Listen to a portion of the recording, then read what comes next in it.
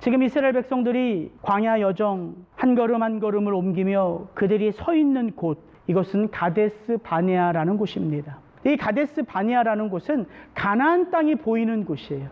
이제 이 땅에서 들어가면 3일 길, 4일 길을 가면 그렇게 약속한 가나안 땅을 볼 수 있습니다. 근데 이 가데스 바네아는 그들에게는 울부짖을 수밖에 없는 통한의 땅이 됩니다. 여러분, 우리가 너무나 잘 알다시피 가나안 정탐꾼 이야기는 아주 우리에게 잘 알려진 이야기죠. 우리는 스스로 보기에도 메뚜기니라 유명하지 않습니까? 아니라 그들이 우리의 밥이라, 이렇게 유명한 구절로도 잘 알려져 있지만, 이 땅은 우리의 매 순간순간 선택하는 우리 믿음의 선택이 나와 내가 속한 가정과 교회와 공동체에 어떤 영향을 미치는지를 극명하게 보여주는 이정표와 같은 곳이기 때문입니다. 저는 여러분들을 축복합니다. 그리스도인들이란 매일 매 순간을 하나님 앞에 섬으로 인하여 바로 그 순간이 우리의 믿음의 이정표가 되도록 그렇게 하나님을 쫓아 길을 걷는 자들인 것을 여러분 기억하셨으면 좋겠어요. 그 12명의 정탐꾼이 40일 동안 가나안 땅을 정탐하고 돌아와서 보고한 그 밤, 이 가데스 바네아에서는 아무도 잠들 수가 없었어요. 그리고 그들의 그 10명의 정탐꾼의 그 잘못된 보고를 듣고 그들이 내린 결정으로 말미암아 그들은 가나안을 정탐한 40일의 하루를 1년으로 환산하여 40년 동안 이 광야를 빙빙 돌게 됩니다. 그리고 출애굽을 한 이스라엘 백성의 광야 1세대 가운데에 여호수아, 갈렙을 제외한 모든 광야 1세대 백성들은 이 광야에서 다 매장됩니다.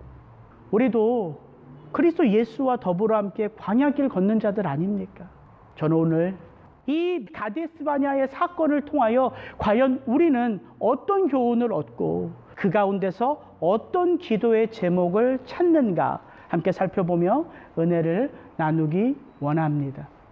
저는 이 민수기 13장 14장을 한 주 읽어보면서 이스라엘 백성들의 실패가 눈에 보이기 전에 또 그들의 그 잘못된 선택으로 말미암아 진노하시고 심판하시는 하나님의 심판이 보여지기 전에 하나가 제 마음속에 보여졌어요. 먼저 지금 이들이 서 있는 곳이 어디냐 하는 거예요. 이스라엘 백성들이 이 광야를 지나서 그들이 어디에 서 있는가, 약속의 땅이 보이는 곳에 서 있다는 거예요. 그래서 오늘 이 민수기 13장 14장을 회고하는 신명기 1장에 보면 이렇게 하나님이 말씀하세요. 내가 너희의 조상 아브라함과 이삭과 야곱에게 맹세하여 그들과 그들의 후손에게 주리라 한 땅이 너희 앞에 있으니 들어가서 그 땅을 차지할지니라. 근데요, 묘하게 제가 이 약속의 땅이라는 단어가요, 제 마음 가운데 은혜가 돼요. 여러분, 지금까지 1년 한 4개월 동안 이스라엘 백성들이 이 광야를 어떻게 걸어왔습니까? 믿음으로 걸어왔습니까? 하나님의 말씀에 순종하며 철저히 믿음 지키며 걸어왔습니까? 아니잖아요. 지난 2주 동안 나눈 게 뭡니까? 가만히 앉아 있을 때는 드러나지 않던 민낯이 광야 여정을 시작하고 나니까 민낯이 드러났잖아요. 원망, 불평, 탐욕, 시기, 질투, 비난, 비방. 그들의 광야 여정 길이에요. 근데 그렇게 원망하고 불평하고 비난하고 비방한 이들이 지금 어디에 서 있다고요? 약속의 땅에 서 있다고요. 여러분, 이게 믿음의 길이에요. 우리가 그리스도 예수와 함께 걷는 이 믿음의 길 쉽지 않잖아요. 만만하지 않잖아요. 몇 번씩이고 우리 인생을 돌아보며 괴롭고 번뇌하며 밤을 새웠던 날들이 우리 가운데 있잖아요. 근데 우리도 그렇게 힘들고 어려워하는 이 광야길을 걷다 보면 어디 앞에 선다고요? 하나님의 약속하신 임재 앞에 선다고요. 광야길은요, 목적지가 아니고요, 과정이에요. 그래서 그 광야길은 통과하는 것입니다. 이것이 묘하게 제가 은혜가 되더라고요. 우리의 모습을 아니까. 그렇지. 나도 이렇게 내 삶에 후회가 있고 내게 허락된 성도님들을 섬기는데 전심으로 섬기지 못할 때가 있어 부끄럽고 참 하나님 앞에 부족함을 느끼지만 이렇게 나의 연약함과 부족함 속에서 내가 그리스도 예수 안에서 성령과 함께 어디를 향하고 있다? 하나님이 축복하신 약속의 땅을 향하고 있다. 이걸 생각하니까 그렇지. 광야 여정이란 나의 잘남이 드러나는 자리가 아니라 하나님의 하나님 되심이 더욱더 선명하게 보여지는 자리인 것을 알게 된다는 거예요. 여러분, 하나님이 어떻게 이 출애굽을 시작하시는지 출애굽기 2장에 보면 이렇게 나와 있습니다. 여러 해 후에 애굽 왕은 죽었고 이스라엘 자손은 고된 노동으로 말미암아 탄식하며 부르짖으니 그 부르짖는 소리가 하나님께 상달된지라. 하나님이 그들의 고통 소리를 들으시고 아브라함과 이삭과 야곱에게 세운 그의 무엇을 기억하사? 언약을 기억하사 약속을 기억하사 하나님이 이스라엘 자손을 돌보셨고 하나님이 그들을 기억하셨더라. 하나님은 이 이스라엘 백성들을 무엇을 바라보면서 그들을 이끄십니까? 그들의 믿음의 모습입니까? 아니면 하나님이 그들과 맺은 약속입니까? 약속이라는 거예요. 그래서 우리가 배울 수 있는 기도의 레슨 하나가 있습니다. 우리가 이 광야의 여정을 걸어가면서 우리는요, 상황을 쫓는 자가 아니라 환경을 쫓는 자가 아니라 약속을 붙드는 자가 되도록 기도해야 된다는 거예요. 여러분, 왜 이스라엘 백성들은 물이 없으면 물 달라, 고기 없으면 고기 달라, 밥 없으면 밥 달라, 발이 무릎트면 멈추게 해달라, 그렇게 원망하고 불평하면서 이 광야의 길을 걸어갑니까? 그들이 이 상황에 붙들림 받은 자들이기 때문이에요. 그들이 처한 상황이 그들에겐 가장 중요해요. 그래서 그 상황을 원망하는 백성들이에요. 불평하는 백성들이에요. 근데 지난주에 나눴죠. 그렇게 원망하고 불평하는 백성들이 죽지 않는 이유가 뭐냐? 그들을 대신하여 엎드리는 모세 중보자가 있었기 때문이에요. 그럼 모세는 도대체 어떻게 이 백성들, 그렇게 원망하고 불평하고 시기하고 비난하는 이 백성들을 향하여 엎드릴 수 있었을까요? 모세는 상황에 붙들림 받은 자가 아니라요, 약속에 붙들림 받은 자이기 때문입니다. 하나님이 내게 허락하신 백성, 그 백성이 누구예요? 하나님이 말씀하신 약속의 땅을 유업으로 받을 자잖아요. 그러니까 모세에게는요, 더 큰 비전이 있는 거예요. 그래서 지금 이스라엘 백성들의 그 패역하고 그 부족한 모습을 봐도 모세는 그들을 위하여 엎드릴 수 있었어요. 왜? 하나님이 종국에는 그들을 하나님의 백성으로 변화시킬 것을 믿기 때문에. 여러분, 이것이 광야길을 걷는 우리들이 붙들어야 될 사명인 거예요. 여러분, 광야길을 걷다 보면요, 내 힘으로는 어찌할 수 없는 일들을 만납니다. 광야길을 걷다 보면요, 때로는 함께 걷는 우리 서로가 서로에게 위로가 되고 힘이 되고 능력이 되기도 하지만 때로는 같이 길을 걷기 때문에 괴로운 일도 경험해요. 그때마다 상황에 여러분 붙들리겠습니까? 아니면 약속에 붙들리겠습니까? 약속에 붙들려야지만 그 걸음을 한 걸음 한 걸음 믿음으로 나아갈 수 있는 거예요. 그래서 우리가 힘들고 어려울 때마다 붙들어야 될 말씀이 있습니다. 특별히 여러 말씀들 가운데에 저는 이 로마서의 말씀이 참 마음에 와닿아요. 우리가 알거니와 하나님을 사랑하는 자, 곧 그의 뜻대로 부르심을 입은 자들에게는 모든 것이 합력하여 선을 이루느니라. 이 광야 여정을 걸어가면서 좋은 일, 기쁜 일, 감사한 일, 행복한 일만 경험하는 것이 아니라 너무나 외롭고 힘든 일, 너무나 부끄럽고 추한 일, 내 힘으로는 감당할 수 없는 괴로운 일, 이런 수많은 일들을 동일하게 우리가 경험하기 때문이에요. 나는 믿으니까, 나는 구원받았으니까 그런 일들이 내게는 일어나지 않는다? 아니요. 누구에게나 일어날 수 있는 일이에요. 그 모든 일 속에서도 불안과 염려 속에 있지만 다시금 하나님의 말씀 안에서 걸어갈 수 있는 거예요. 여러분, 기억하십시오. 모든 것이 합력하여 선을 이루느니라. 메뚜기인가 밥인가? 여러분, 12명의 정탐꾼은요, 이스라엘 백성 60만 명의 장정들 가운데 뽑은 리더예요. 믿음 없는 자들이 아니고요. 게으른 자들이 아니고요. 그들 가운데 가장 총명하고 탁월하고 민첩한 이스라엘 각 지파의 리더들입니다. 오직하면 거기에 여호수아 갈렙이 있겠어요. 리더들을 뽑아서 들어가라. 모세가 하나님의 명령을 전합니다. 그러니까 이 12명의 정탐꾼들을 우리가 10명은 믿음 없는 자들이야 이렇게 치부할 수 없단 말이에요. 60만 명 중에 뽑힌 자들인 것을 마음에 새기고 이 장면들을 봐야 되는 거예요. 근데 그 12명의 정탐꾼의 보고가 달라요. 똑같은 곳을 받고 똑같은 곳으로 다녔는데 갔다 와서 회고한 보고가 다릅니다. 10명은요. 우리는 스스로 보기에도 메뚜기 같으니 그 땅에 들어가서 그 땅을 취할 수 없다라고 말합니다. 근데 2명은 그들은 우리의 밥이라 이야기해요. 여러분 세상을요. 잘 분석하고 파악하고 해석한다고 해서 세상의 문제가 해결되는 게 아닙니다.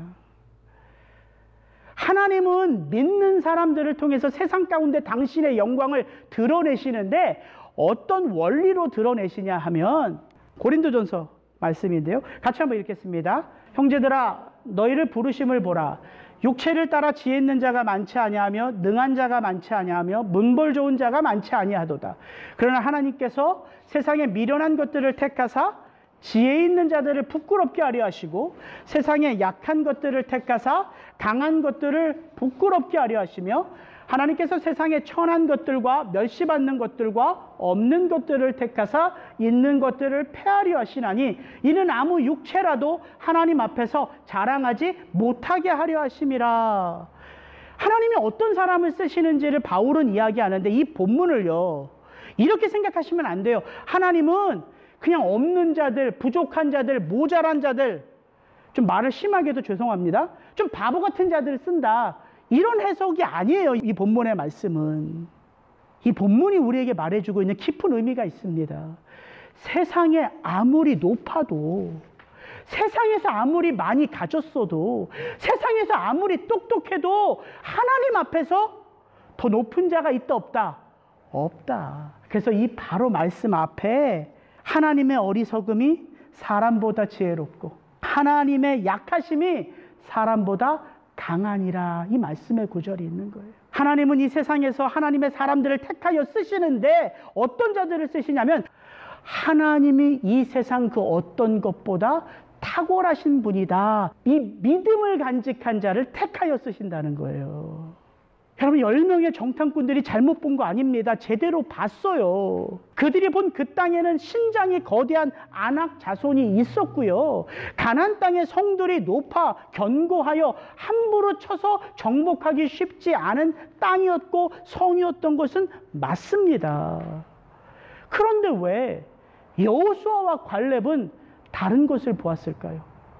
이 차이예요. 여러분 무엇을 보느냐 중요합니다.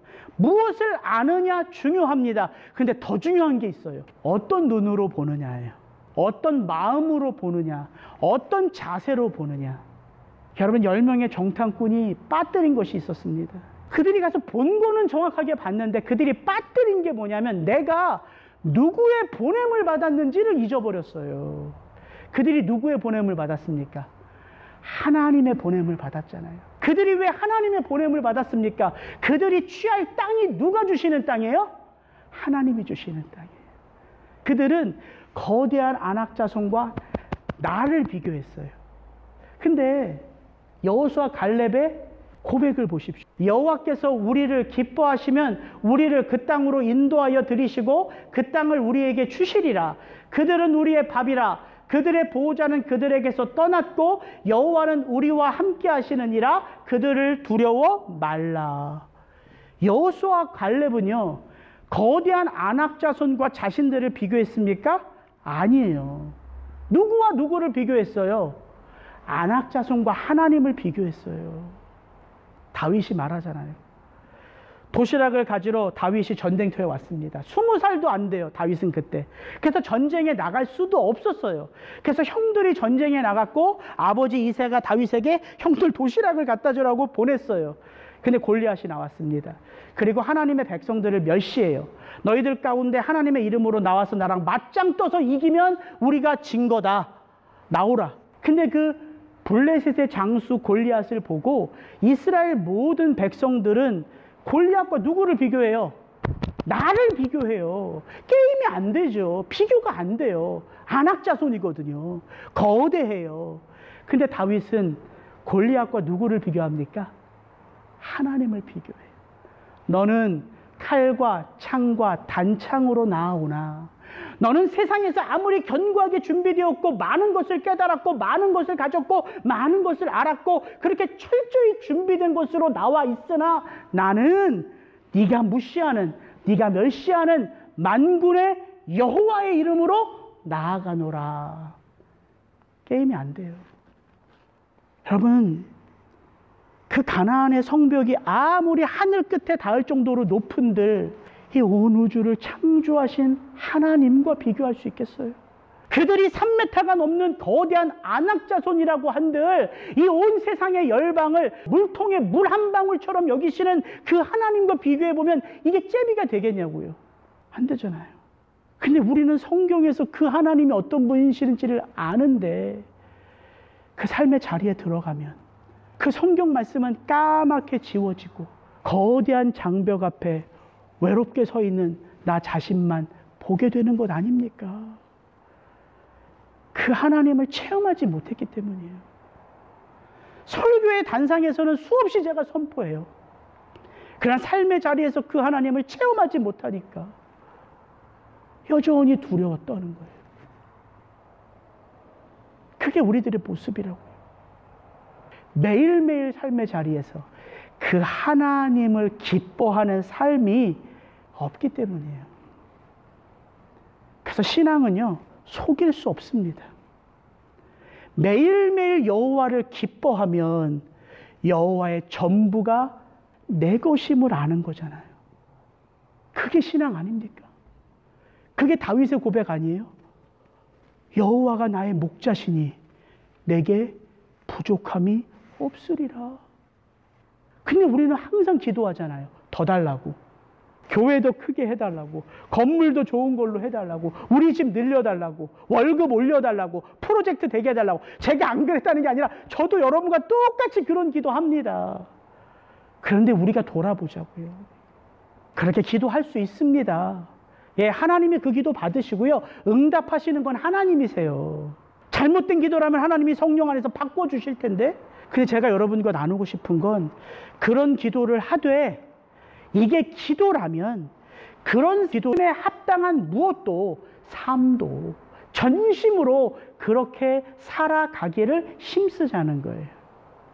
잠언에 보면요, 사람의 행위가 자기 보기에는 모두 깨끗하여도 여호와는 무엇을 감찰하신다? 심령을 감찰하신다. 그러니까 하나님은 우리의 드러난 행위만 보지 않고 그 행위가 드러난 우리의 마음의 심령도 감찰하신대요. 근데 그 다음 구절이에요. 사람의 행위가 여호와를 기쁘시게 하면 그 사람의 원수라도 그로 더불어 화목하게 하시느니라. 무엇을 보면? 분명히 잠언에요. 마음을 보면이라고 안 나왔어요. 그 사람의 뭘 보면? 행위를 보면. 여러분, 왜 10명의 정탐꾼의 그 소리를 하나님이 듣고 그렇게 분노하셨는지 이해가 되세요? 그들이 이스라엘 백성들의 미래예요, 미래. 근데 그들의 마음속에 뭐가 없어요? 하나님을 향한 믿음이 없어요. 왜 하나님이 여호수아 갈렙의 모습을 보고 그렇게 기뻐하셨을까요? 그들의 모습 속에서 하나님이 뭘 보셨기에? 믿음을 보셨기에. 이스라엘 백성들이 그들의 보고를 듣고 그 밤에 있었던 일을 14장 1절부터 4절은 이렇게 말합니다. 온 회중이 소리를 높여 부르짖으며 밤새도록 백성이 곡하였더라. 이스라엘 자손이 다 모세와 아론을 원망하며 이르되 우리가 애굽 땅에서 죽었거나 이 광야에서 죽었다면 좋았을 것을 어찌하여 여호와가 우리를 그 땅으로 인도하여 칼에 망하게 하려 하는고 우리 처자가 사로잡히리니 애굽으로 돌아가는 것이 낫지 아니하랴. 이에 서로 말하되 우리가 한 장관을 세우고 애굽으로 돌아가자 하매. 우리가 다 왕같은 제사장이고 하나님의 거룩한 백성들입니다. 그 말은 곧 하나님이 우리에게 맡기신 사명이 있다는 거예요. 책임이 있다는 것입니다. 이 광야 정탐꾼의 이야기는 우리에게 뭘 보여주냐면 그들이 보냄을 받았고 그들이 보았고 그들이 보고했던 것이 그들만의 인생을 결정한 게 아니란 말이에요. 온 백성의 인생을 결정했어요. 근데 그들이 부정적인 보고를 하잖아요. 근데 여러분 잘 보십시오. 그들의 부정적인 보고가 백성의 마음에 채워지니까 그들 모두가 두려움이 이제 압도되죠. 그렇게 그 두려움이 그들의 삶의 걸음을요 점점 더 나쁜 방향으로 움직여가고 있어요. 잘 보세요. 처음에 그 땅이 정말 적과 꿀이 흐르는 땅이라고 했다가 나중에는 거민을 삼키는 악한 땅이라 악평을 하죠. 그 다음에 거기에 거대한 안악 자손이 있다고 하는데 나중에 보면 모든 자손이 거대하대요. 그러면서 뭐라고 말하냐면 그들은 모두 다 네피림의 후손이라고 말합니다. 그럼 네피림이 어디 나와요? 창세기 6장에 나와요. 그건 전설 속에 나오는 이야기랑 똑같아요. 근데 그들이 안악 자손을 보고 모두가 다 네피림 같다고 말하는 거예요. 과장이죠. 성경 그 어디에도 네피림과 안악 자손은 연결되지 않아요. 그들이 높은 성곽 몇 개를 받겠죠. 근데 신명기에 보면요, 그들이 하늘에 대한 성곽을 받다고 얘기해요. 그렇게 그 부정적인 얘기가 이스라엘 백성들 마음속에 오니까 두려움을 가진 이스라엘 백성들의 고백을 보십시오. 하나님을 오해해요. 어떻게 오해해요? 여호와가 우리를 출애굽시킨 거는 우리를 칼에 맞아 죽게 하기 위함이다 라고 말해요. 그 다음에 거기서 한 걸음 더 나아갑니다. 여호와가 우리의 자를 적의 첩으로 빼앗기게 하고 저들의 노예로 팔려가게 하니까 더 이상 우리는 여기에 멈추어 서지 말고 새로운 한 장관을 세워 어디로 돌아가자? 애굽으로 돌아가자. 여러분, 이게 부정적인 말의 파워예요. 여러분, 칭찬하는 말보다요 부정적인 말이 훨씬 빠르게 퍼집니다. 그리고 훨씬 더 살이 빨리 붙어요. 그들은요 거대한 안악 자손만 본 게 아니라 그 두려움의 눈으로 그들의 눈에 비친 하나님은 아무것도 할 수 없는 무능한 하나님으로 보여진 거예요. 이게 무서운 거예요. 하나님이 베푸셨던 애굽의 10가지 재앙은 까맣게 잊어요. 애굽에서 나오자마자 아말렉 족속을 무찌른 게 모세가 손만 들면 이겼잖아요. 그런 이야기들은 까맣게 잊어버려요. 하늘에서 만나를 내리고 바위에서 물을 떠뜨린 그런 기적은 까맣게 잊어버려요. 홍해를 마른 땅처럼 걸어갔던 그런 기적은 까맣게 잊어버려요. 왜? 그 마음이 두려움으로 채워져 있기 때문이에요. 여러분, 성경은요 두려움을 죄라고 합니다. 너무 아이러니하잖아요. 우리가 두려움의 감정을 갖잖아요. 근데 성경은 두려움을 죄라고 해요. 죄. 왜인지 아십니까? 두려움은 무엇과 같이 있을 수 없기 때문이에요. 믿음과. 두려움과 믿음은 공존할 수 없어요. 그래서 두려움이 죄인 거예요. 요한계시록 21장에 보면 이렇게 말합니다. 이기는 자는 이것들을 상속으로 받으리라. 나는 그의 하나님이 되고 그는 내 아들이 되리라. 그러나 어떤 자들? 두려워하는 자들과 믿지 아니하는 자들과 흉악한 자들과 살인자들과 음행하는 자들과 점술가들과 우상숭배자들과 거짓말하는 모든 자들은 불과 유황으로 타는 못에 던져지리니 이것이 둘째 사망이라. 저는 저 말씀 읽으면서 깜짝 놀랐어요. 믿음 없는 자들, 우상숭배하는 자들, 패역한 자들보다 누가 더 먼저 나와요? 두려워하는 자들이 먼저 나와요. 두려움이 죄라는 거예요. 왜? 내 속에 나를 구원하신 하나님, 그리스도 예수에 대한 믿음이 없다는 것을 증명하기 때문이에요. 그래서 우리가 중요한 기도 레슨 하나를 배울 수 있습니다. 이거예요. 여러분, 두려움의 마음이 없을 수 없거든요. 근데 그 두려움의 마음이 우리의 마음에 채워질 때는요 말하는 것을 멈춰야 돼요. 그래서 다윗이 시편에서 이렇게 고백합니다. 여호와여, 내가 주를 불렀사오니 속히 내게 오시옵소서. 내가 주께 부르짖을 때에 내 음성에 귀를 기울이소서. 나의 기도가 주의 앞에 분향함과 같이 되며 나의 손드는 것이 저녁 제사같이 되게 하소서. 여호와여, 내 입에 파수꾼을 세우시고 내 입술의 문을 지키소서. 여러분의 마음속에 여러분의 힘으로는 할 수 없는 그 두려움이 엄습할 때에는 사람들에게 말하는 것을 잠시 멈추시고요. 그 두려움의 마음을 하나님 앞에 가지고 나아가 하나님께 고백하면 돼요. 그러면 하나님은 그 두려움 속에 믿음을 넣으신다고요. 그래서 믿음이 없이는 하나님을 기쁘시게 하지 못하나니 이 히브리서 믿음장이 나오는 거예요. 여러분, 믿음이 두려움을 몰아내거든요. 근데 그 믿음이 어떻게 오냐면요, 하나님의 사랑 안에서 오는 거예요. 아, 나를 위해 십자가 지신 예수 그리스도, 나를 사랑하시는 주님, 이 주님이 내 속에 함께하고 있음이 믿어지게 되는 거예요. 그때 우리가 믿음의 선택을 하면 누구를 보게 돼요? 하나님을 보게 돼요. 그때 두려움은 사라져요. 왜? 나를 두렵게 하는 그 어떤 세력보다 하나님이 더 크시기 때문에, 하나님이 더 강하시기 때문에. 그러니까 두려움은요, 우리의 눈을 착시 현상을 갖게 하는 거예요. 보지 못하게 하는 거예요. 그래서 여러분 마음 가운데 두려움이 임하거나 부정적인 생각이 들 때는요, 옆에 있는 분들에게 말하지 마세요. 그렇게 덕이 되지 않습니다. 하나님께 말하세요. 저도 힘들고 어려울 때, 물론 그렇게 목회를 오래 하진 않았지만 목회가 힘들고 어려울 때, 사람 때문에 힘들 때 더더군다나 저 말 잘 안 합니다. 그리고 많이 걸어요. 물론 여기 와서 많이 걸을 수 있는 시간이 있어서 걷지만 참 좋아요. 걸으면서요, 하나님하고 대화하면요, 하나님께서 주시는 마음이 제 마음의 두려움을 덮어요. 제 마음의 시기를 덮어요. 제 마음의 분노를 덮어요.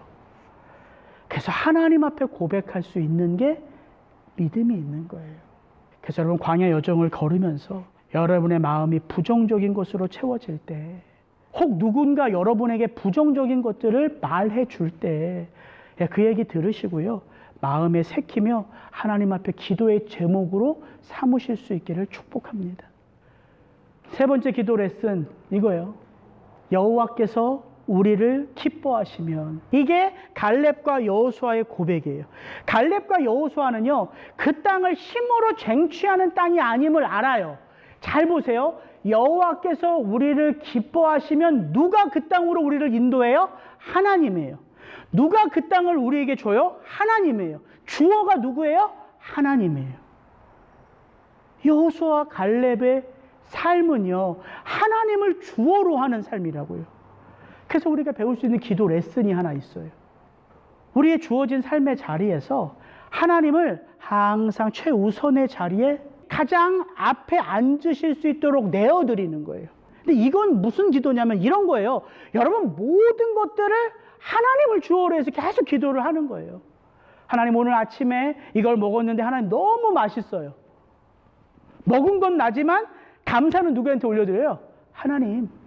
하나님, 오늘 우리 손주 손녀가 말을 배웠어요. 본 건 나지만 감사는 누구에게 올려드려요? 하나님.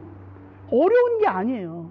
내 매사 모든 것의 주어를 하나님으로 하며 그렇게 살아가기를 힘쓰라는 거예요. 오래전에 들었던 설교 예화인데요, 그 목사님의 설교 예화가 너무 클리어해요. 목사님이 이제 가을 대신방을 시작했어요.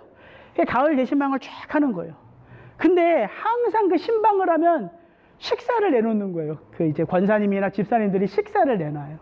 그러니까 한참 신방을 몇 주가 돌고 어느 이제 집사님 집에 딱 들어갔는데 예배를 다 드리고 이제 식사가 나와가지고 그 반찬을 보는데 목사님이 깜짝 놀랐다는 거예요. 왜 깜짝 놀랐을까요? 모든 반찬이요, 다 이 목사님이 제일 좋아하는 반찬으로만 채워진 거예요. 어느 권사님 댁에 가서 그 중에 어느 갈비찜 하나가 내 마음에 들 수 있잖아요. 좋아하는 거 나왔어요. 떡볶이 하나가 나올 수 있잖아요. 근데 이 집사님 집에 갔더니 모든 반찬이, 내가 싫어하는 반찬은 다 빠지고 내가 제일 좋아하는 반찬들로만 다 채워져 있는 거예요. 목사님이 깜짝 놀라서 그 집사님한테 물었대요. 아니, 집사님, 어떻게 해서 이 반찬을 이렇게 차렸냐고. 그때 그 집사님 목사님과 늘 같이 다니는 권사님한테 물어봤어요. 목사님이 뭘 좋아하시는지. 그랬더니 권사님이 그 모든 신방 다니는 걸 쫙 보시면서 목사님 젓가락 가는 것만 저한테 얘기해 줬어요. 저는 목사님 젓가락이 많이 가는 반찬만 준비했습니다. 근데 목사님이 그 이야기를 듣고 깜짝 놀랐다는 거예요. 야, 나 하나를 위해서 이렇게 관심을 갖고 준비하는구나. 내 젓가락이 가는 것만 차렸대요. 하나님을 우리의 삶의 가장 앞에 모시는 것은 다른 게 아닙니다. 하나님이 좋아하시는 것을 좋아하는 거예요. 하나님의 젓가락이 가는 곳에 내 마음이 가는 거예요. 하나님이 싫어하는 것을 나도 싫어하는 거예요. 하나님의 젓가락이 가지 않으면 나도 거기에 발붙이지 않는 거예요. 마음 두지 않는 거예요. 그게 우리의 삶에 하나님을 가장 우선 자리에 모시는 거예요. 그때 비로소 하나님으로 만족할 수 있습니다. 하나님으로 만족할 수 있어요. 여러분, 하나님과 교제를 하면 할수록 하나님을 알아가게 되어 있어요. 마지막 오늘 본문을 보면요, 제가 특별히 그렇게 본문을 담아드렸어요. 어느 때까지 나를 멸시하겠느냐? 어느 때까지 나를 믿지 않겠느냐? 어느 때까지 내가 참으랴? 이게 하나님의 원통한 마음이에요. 이 이스라엘 백성들의 결론을 보고 하나님의 마음에 낙심이 돼요. 어느 때까지 참으랴? 너희들 어느 때까지 나를 멸시하랴? 내가 어느 때까지 너희들을 기다려야 되느냐? 또한 후반부에 가면 계속 뭐가 나오냐면 하나님이요, 우리한테는 맹세하지 말라고 하시면서 너희들은 하늘로나 땅으로나 맹세하지 마라. 너희들에게는 오직 예만 있느니라. 이렇게 말씀하시면서 하나님이 계속해서 맹세하세요. 내가 내 이름으로, 내가 내 삶으로, 내가 내 영광으로 맹세하노니 맹세하노니 맹세하노니 결단코 그 땅을 보지 못하리라. 결단코 그 땅에 들이지 못하리라. 결단코 너희들이 광야에서 벗어나지 못하리라. 이게 오늘 민수기 13장 14장의 결론이라고요. 하나님이 뭐에 분노하시는 거예요? 그들의 뭐에 분노하시는 거예요? 그들의 죄입니다. 우리는 항상 with all my heart and soul을요, 하나님이 나를 사랑하시기에 with all my and soul이야. 하나님이 나를 축복하시기에 with all my heart and soul이야. 예, 물론 맞습니다. 근데 하나님이 우리의 죄악을 도말하기까지 with all my heart and with all my soul, with all my strength예요. 자, 여러분, 신앙은요, 균형이 중요해요. 아무리 우리가 천국만 얘기한다고 해서 지옥이 없어집니까? 아니잖아요. 지옥은 여전히 존재하는 거거든요. 아무리 우리가 하나님의 사랑만 외친다고 해서 하나님의 공의가 없어지겠습니까? 아니요. 하나님의 공의는요, 하나님의 사랑 안에 그 죄를 뿌리채 뽑고자 전심을 다하여 우리의 죄를 도말해 내신다고요. 저는 저와 여러분들이 그래서 이 광야길을 걸으면서 이런 기도도 우리가 하나님 앞에 올려드렸으면 좋겠어요. 죄를 회개하되 전심으로 해요. 하나님 말씀 안에서 그 죄가 깨달아지면 내가 그 죄를 가볍게 여기는 것이 아니라 전심으로 그 죄를 하나님 앞에 가지고 나아가 엎드릴 수 있도록 하나님이 광야 여정길을 하나님 말씀 안에서 걷게 하여 주옵소서. 저는 저와 여러분들이 우리에게 너무나 익숙한 이 민수기 13장 14장의 이야기를 통해서 오늘 이때를 살아가야 되는 우리의 기도의 제목들을 하나하나 발견하고 삶의 자리에서 실천하게 되기를 주의 이름으로 축복합니다. 같이 기도하겠습니다.